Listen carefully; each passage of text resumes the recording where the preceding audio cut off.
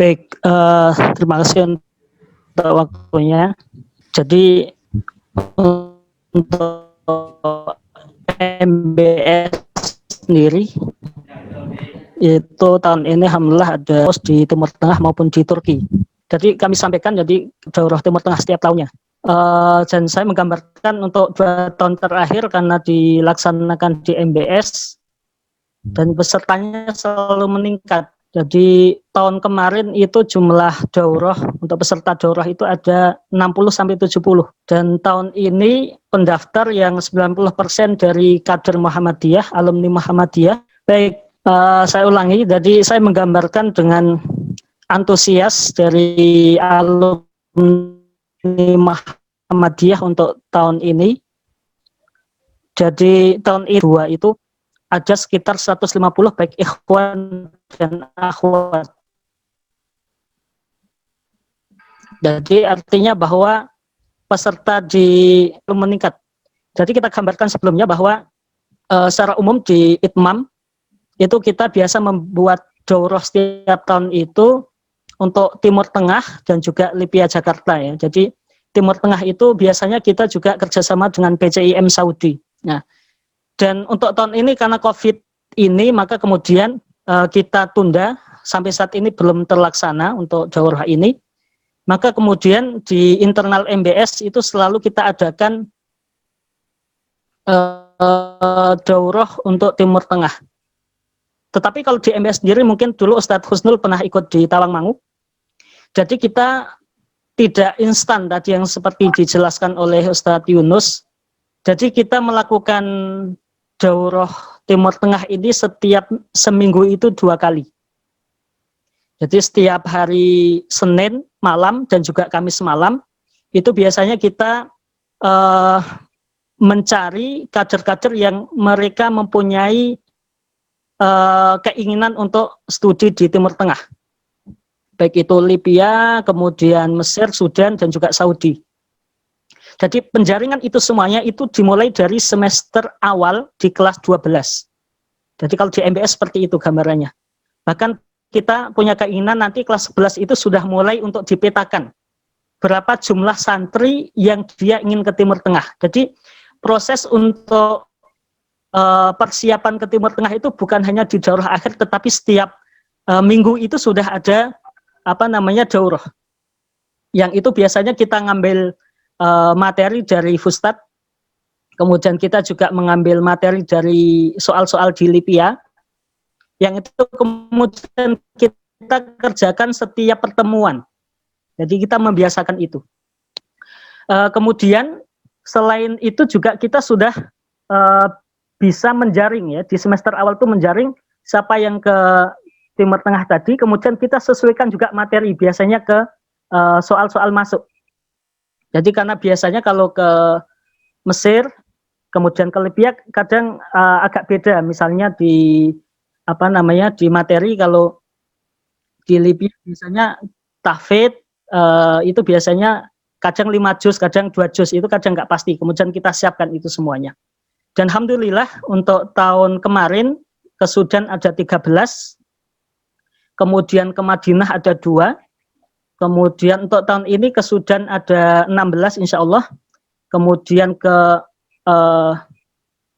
tadi Pusiba itu ada 3. Kemudian ke Turki ada 2. Kemudian kita juga biasa mencari info termasuk ke Libya.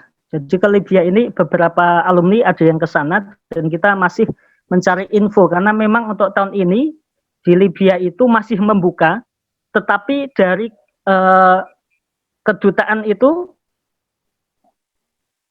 memberikan peringatan, artinya keamanan di sana sangat tidak kondusif, makanya kemudian belum diperbolehkan, walaupun aslinya membuka. Makanya kemarin kita tanya ke alumni Libya, dan ternyata ada 7 mahasiswa Indonesia yang berangkat pada tahun ini. Maka kemudian apakah di MBS sendiri ada jalur-jalur khusus?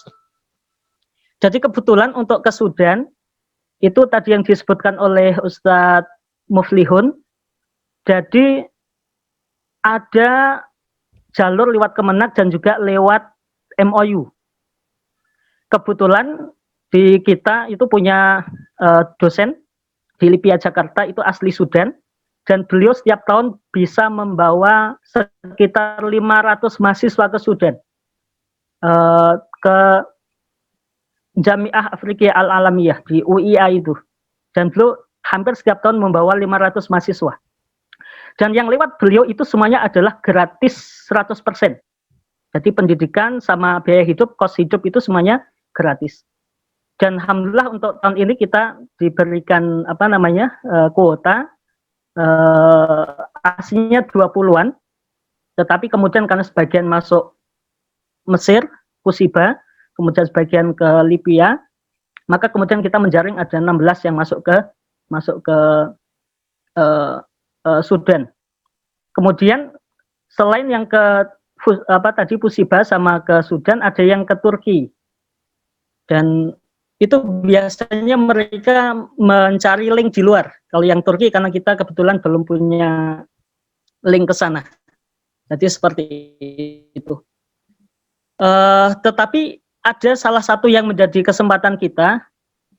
Tahun kemarin ketika kita kunjung ke Sudan, kemudian Ustadz Mulihun punya informasi bahwa di PP Muhammadiyah lewat lembaga hubungan luar negeri itu kan ada jalur wafidin yang kalau nggak salah 30 kuota itu Ustadz Mulihun.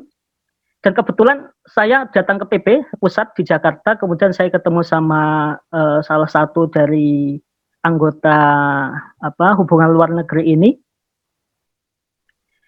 Kemudian di PP ini belum ada sistem yang kemudian mengakomodir bagaimana kemudian proses alumni Pondok Muhammadiyah ini masuk ke sana.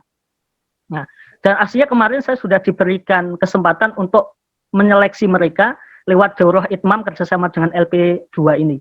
Jadi nanti 30 terbaik nanti akan diberangkatkan ke Sudan. Nah, yang itu tidak menutup kemungkinan kemudian bisa mungkin di Mesir, kalau misalnya bisa seperti itu. Walaupun kemudian kalau nggak salah sekarang baru proses muadalah lewat Ustadz Wahyudi kalau nggak salah.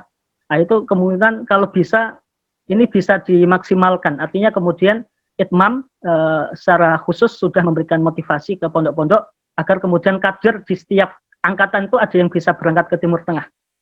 Makanya kemudian setiap tahun saya selalu menghubungi PCIM terkhusus Sudan sama Mesir untuk kerjasama daurah ini, harapannya bisa meningkatkan antusias dari alumni Muhammadiyah yang mau untuk ke Timur Tengah. Jadi seperti itu untuk MBS 24 itu biasanya lewat MOU, kemudian lewat Pusiba, kemudian karena Kemenak tahun ini belum buka, makanya kita belum bisa memastikan berapa yang nanti akan ikut Kemenak. Tetapi kita bisa di semester awal itu sudah memetakan berapa jumlah santri yang minat ke Timur Tengah. Ya, walaupun kemudian itu masih kita terus bimbing sampai kemudian nanti setelah mereka lulus kita arahkan mereka untuk mendaftar lewat Kemenak. Bahkan sampai proses pendaftaran itu biasanya kita bimbing. Jadi yang daftarkan ke Kemenak itu biasanya kita. Alhamdulillah untuk yang di Mesir juga sudah lumayan banyak ya Ustadz Umair ya, yang alumni MBS, kemudian yang di Sudan juga sudah tahun ini langsung 13 tahun kemarin. Jadi harapannya ini menjadi salah satu motivasi juga untuk pondok-pondok Muhammadiyah yang lain untuk bisa meningkatkan ya motivasi para santri untuk bisa ke Timur Tengah. Seperti itu Ustaz Iqbal.